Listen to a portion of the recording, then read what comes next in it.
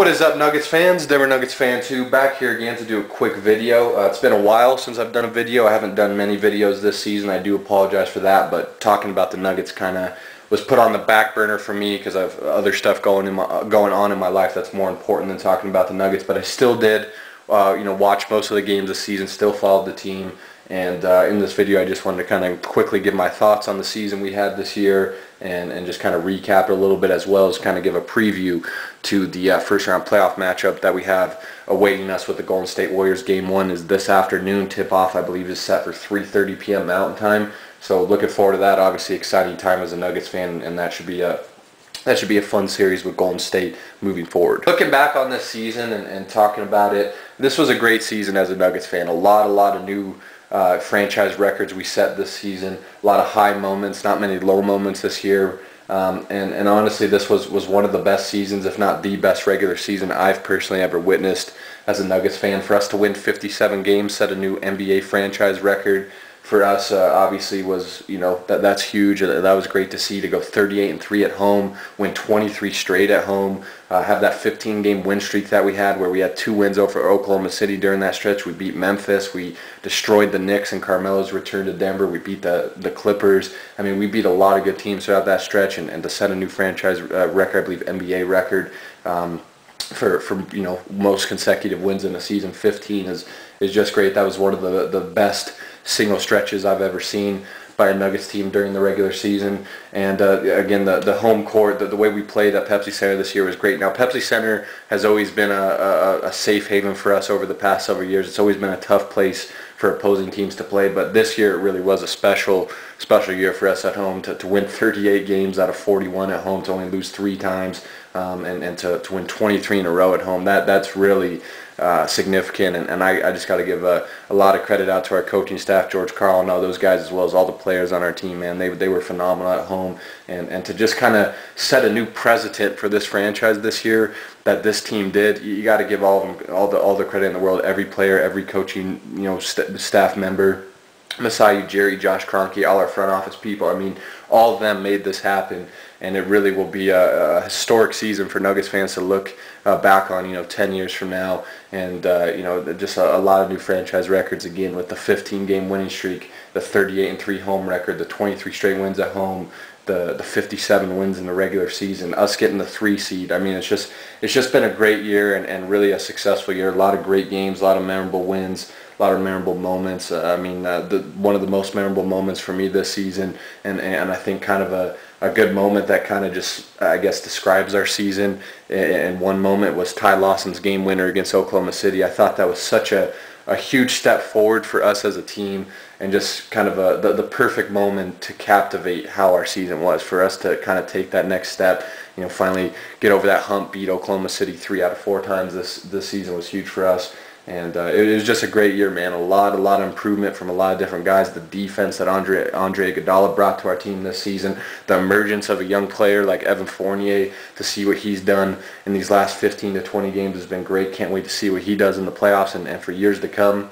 And also seeing guys like Ty Lawson and Gallinari kind of take that next step in their careers. Gallo was having a career year this year. Obviously, very unfortunate that he tore his ACL in that game that we played at home against the Dallas Mavericks. That was one of the most disappointing moments, I think, of this season. But just got to wish Gallo a speedy recovery. Sucks that he can't play with us in the playoffs. That's really unfortunate. But to see him kind of take the next step, he was having a career year scoring-wise and rebounding-wise, I believe. He was shooting better. And Ty Lawson as well kind of got his season derailed there a little bit down the stretch by a heel injury. But there was a time, I think it was February or March, where he was averaging like 23 points, 8 assists a game. I mean, he really was showing his ability to be an elite point guard in this league and take that next step. And you got a guy like Kenneth Faried, who was pretty much a double-double every night this season. Kosta Koufos showing improvement.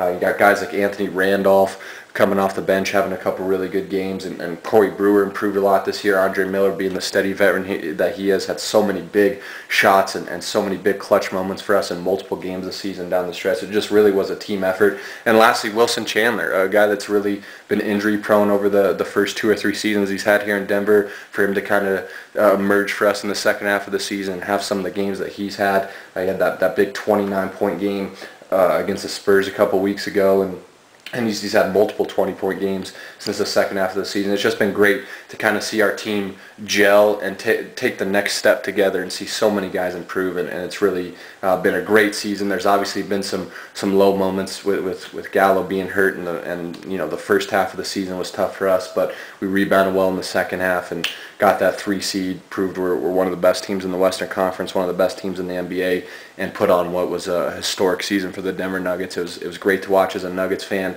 and this will probably, for at least my time as a Nuggets fan, for me watching this team since I was 4 or 5 years old, this was probably single-handedly up there with the 08-09 Denver Nuggets team where we went to the Western Conference Finals. This team's right there with that team in terms of you know, being one of the best seasons I've ever seen as a Denver Nuggets fan. Now looking ahead to the first-round playoff matchup that we have with the Golden State Warriors, which begins once again this afternoon. Tip-off for Game 1 is set for 3:30 p.m. Mountain Time.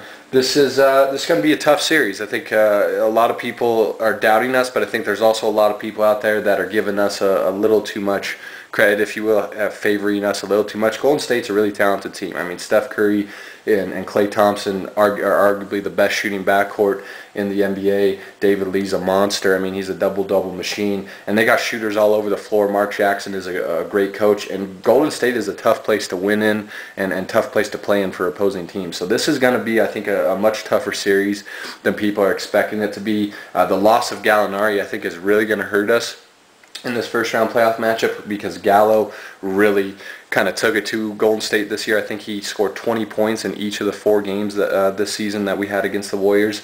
So he was a big part of our success against this team. But it is a team that does kind of play at our pace, which definitely benefits us, and definitely is a team that is not going to be, I think, afraid to run with us, which again I think is you know, not necessarily a bad thing for Golden State, but that's also not necessarily a good thing for any team, because I don't care who's on your team, there's no team that's going to outrun us if we play at our pace. So pace is obviously going to be a huge factor in this game. And listen, we won 57 games this year, which is great. We had the 15-game winning streak. We had a historic season like I just talked about. But all that means absolutely nothing now going in the playoffs. Right now, the goal is 16 wins. We need 16 wins to get that NBA championship. The 57 wins are great. That means nothing. The 15-game win streak's great. Means nothing. It's really now it's got to take it game by game by game. And right now we got to win Game 1. That's the focus. And again, the magic number is 16. If we can get 16 wins, we'll be NBA champions. And it all starts. The journey starts this afternoon with Game 1, and that's where all the focus has to be on. Not on Game 2, not looking ahead. Game 1 against the Golden State Warriors. Now, some of the keys to this series, some of the things that I think will be important to how this series plays out. Obviously, rebounding is going to be a big deal. Kenneth Reed obviously hurt his ankle a couple games ago against Portland. He's been resting for a while. I guess he was back in practice running up and down the floor, so that's a good sign. Not sure he'll be ready to go for Game 1. But you know, hopefully he'll be ready to at least go by Game 2 and you know, be you know, as close to 100% as he can be in this series, because we're going to need him to at least contain or match David Lee on the glass. And if he can't go tonight, I mean, we got to do a good job of rebounding as a team. Anthony Randolph, JaVale McGee, both those guys are going to have to be big on the defensive glass, because David Lee is a monster on the offensive glass. And if we let him kind of control the offensive glass and give the Warriors second chance possessions, that means second chance threes for a great, you know, 3-point shooting team. That's not going to be a good night for us. So defensive rebounding is going to be huge for us, especially if Kenneth Faried does not play. But that matchup between Faried and David Lee throughout the series, I think, is going to be a huge one to watch. Steph Curry versus Ty Lawson obviously is going to be a huge one to watch. Ty Lawson's going to have to be big on both ends and have to outplay Curry on both ends. Obviously got to contain him from the three-point line. And I think Ty Lawson needs to utilize his speed to attack Steph Curry on the offensive end and allow Steph Curry to you know, get into some foul trouble and go right to the rim, go right at him. I think that will be a big factor of that matchup. And if Ty can be aggressive, I think he can give Steph Curry and the Warriors some problem. Defending the three-point line obviously will be huge for us. Again, the Warriors are definitely a better shooting team than us, and if we have late, lazy rotations like we've had at multiple times throughout the season, that's not going to be good for us. So defending the three-point line, chasing the Warriors off the three-point line, and for us on the offensive end, attacking the basket, not really getting into a three-point shooting contest with this team is also going to be a big key. And once again, rebounding and pace is probably the biggest factor in this game. The one good thing about the Warriors is they do shoot a lot of threes. If they're able to make a lot of those threes, obviously we're going to be in trouble. But if we have good rotations on the defensive end, if we're able to chase them off the three-point line and force them to shoot tough contested threes, and they miss those threes, missed threes meaning long rebounds, and if we're able to get those long rebounds, it'll be easier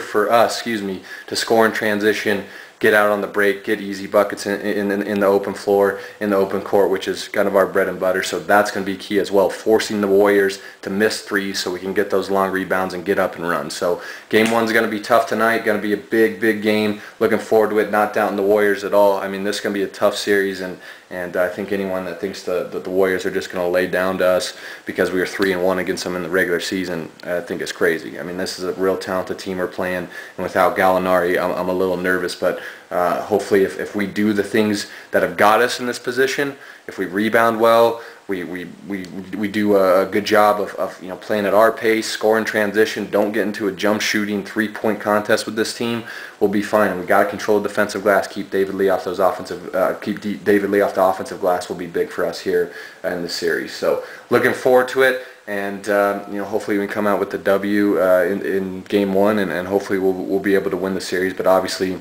all the focus right now needs to be on game one and winning that, and starting the playoffs on the right foot, and obviously not losing home court advantage. So that's my video, guys. I know I ranted and raved a lot. Hopefully you stuck with me. Leave me a comment below with what you think, or what you thought of what the Nuggets did this season, as well as what you think the Nuggets need to do to be successful against the Golden State Warriors in this first round playoff matchup. So again, thank you for watching, guys. That's it for me. I'll see you after game one of our first round playoff series with the Warriors, and until then, go Nuggets.